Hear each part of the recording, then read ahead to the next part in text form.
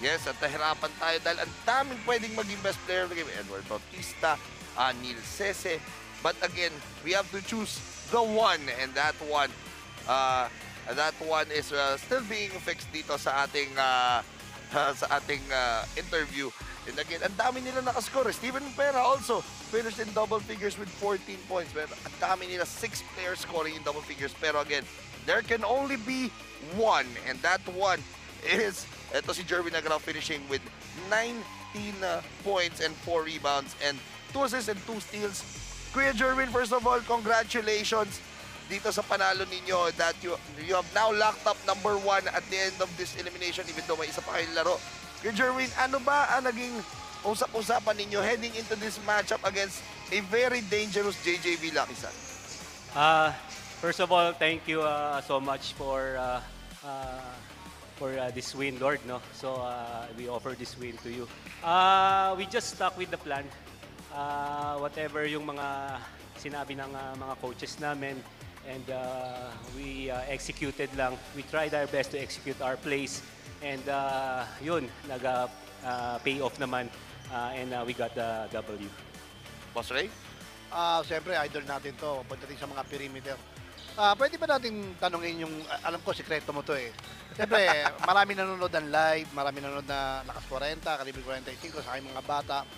Paano mo ba ginagawa yun? Kasi parang napaka-easy sa'yo pagdating sa perimeter, lalo na yung mga elbow.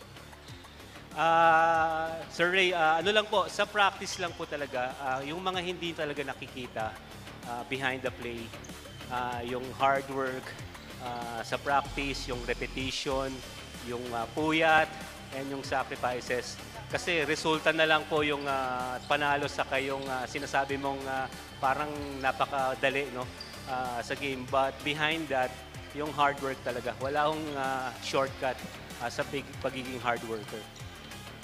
Oo nga, Kuya Jerwin, kaya nga binabansagan ka na namin ngayong piso-piso dahil yung mga jumper mo parang papiso-piso lang. Pero that will be a chance for a sweep sa ating elimination round. Alam kong maraming susuporta sa inyo for that game against GDL. We'll give you time para batiin na lahat ng mga supporters ninyo. I'd like to greet my family first.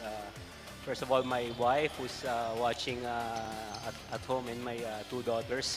I'd like to greet also my friends and relatives back in Quezon City. Maraming salamat din po sa tiwala from our management, lalong-lalo na kay Boss Don, kay Boss Joel, sa aming mga sponsors, Tito Rex, Firewire, JRP Builders, at sa lahat po ng supporters. Huwag niyo pong kakalimutan po kaming suportahan sa mga upcoming games po. Maraming salamat. Thank you very much, Jerwin Nagrao, our Sinag player of the game. And acknowledge lang din natin the fine performance of Edward Bautista finishing with 15. And Neil Sese with a breakout game at career high here in Sinag Liga with 14 points. Together with Steven Peras, 14